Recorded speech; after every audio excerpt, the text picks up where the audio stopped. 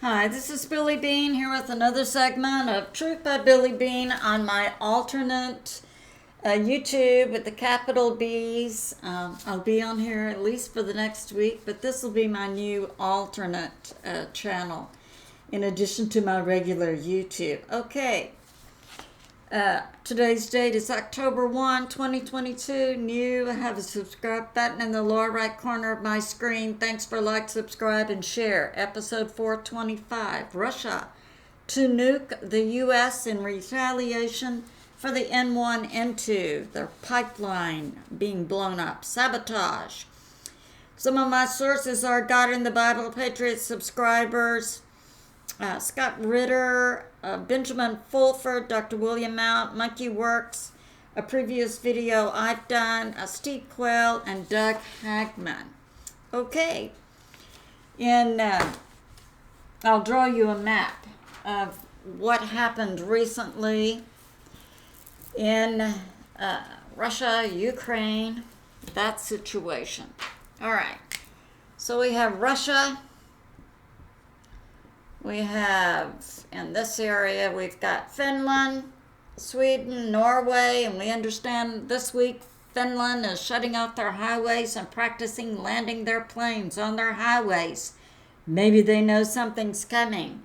Over here we've got Denmark, Germany, Netherlands, plus. Okay, we had two pipelines coming from Russia to Germany carrying natural gas.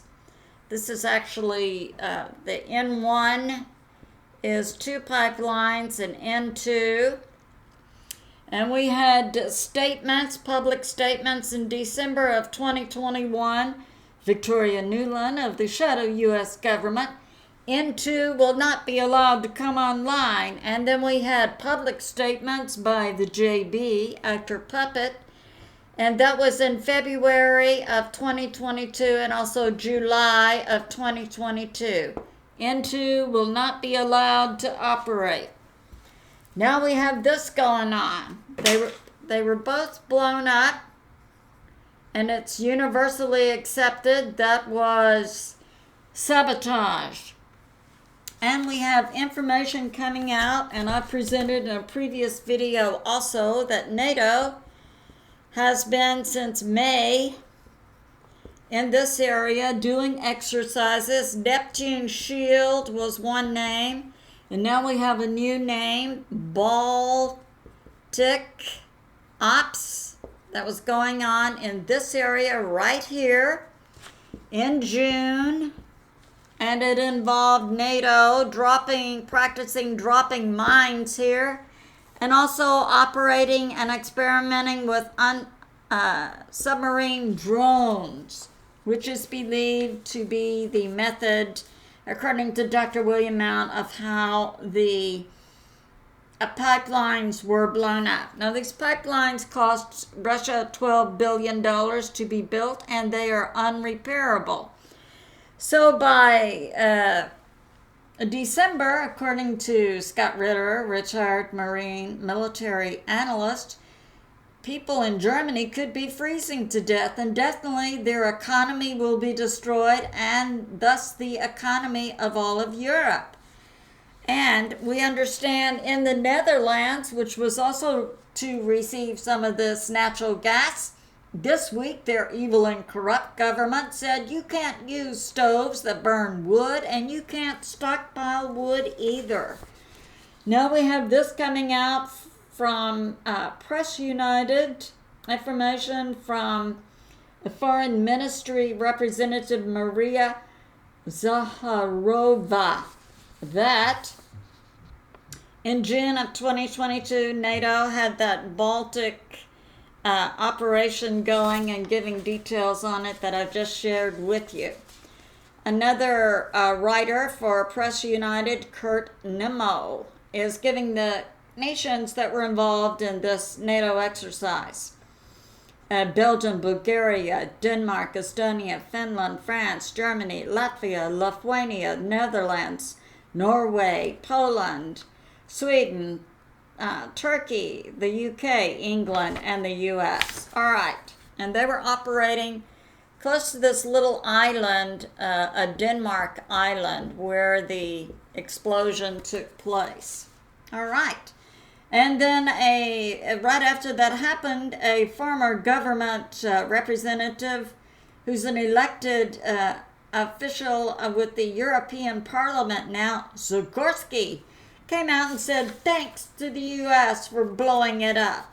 And a responsible member then of the Polish State Department came out and said, no, we refute that. We don't want security issues for Poland. Now, this is coming out from Steve Quayle and Doug Hagman. New information that on September 26th, when this bombing took place, that in the U.S. Situation Room, representatives of the shadow U.S. government were watching the bombing in real time. Now, Werx, ex-military, whose YouTube site, one of his YouTube sites, he has one that's a ministry and one he tracks planes, military planes, and globally, and commercial planes, and sometimes ships, came out with this, and I'll link that. He used a software program called Spyglass, and he put this out on September 29, but it could go back in time to September 26 and located a Poseidon 8. That's a U.S. military spy plane that can also comm with underwater areas. And it came on September 26, about 4 a.m., refueled, and then went over and over this area, which would have been at the same time that the bombing was taking place. So we have substantive information that it could have been possible for individuals with the shadow U.S. government to be in a situation room and watch the bombing in real time. Now we have this coming out. Retaliation is coming. And we know recently in the summer, the president of Venezuela invited Russia and China. They came in with thousands of troops and equipment. And now we're learning Iran is also there with their nuke-like materials. Oh, you didn't know that Iran had nuke-like materials? Yeah. All right. And so, in retaliation for the blowing up of the N1-N2 pipelines, the alliance, which is made up of Russian President Putin, the U.S. President Trump, Chinese Chairman Xi, Prime Minister Modi of India, and 209 other nations, is going to retaliate against the deep state shadow locations inside the U.S. So, they're going to be using precision weapons that have the destructive capability like nukes, but they don't use a nuclear material. And they are going to be precision-guided missiles. And where are they going? They're going to New York. And I put out a recent video. Recently, the Deep State Predictive Programming put out 2 TV warnings in New York about nukes, what to do in case of a nuke attack, and pack a go bag for yourself, your children, and your pets.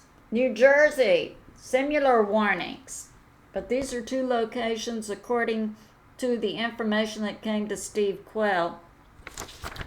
Also Denver, Colorado, and we saw predictive programming there recently on their TVs, pack the go bags.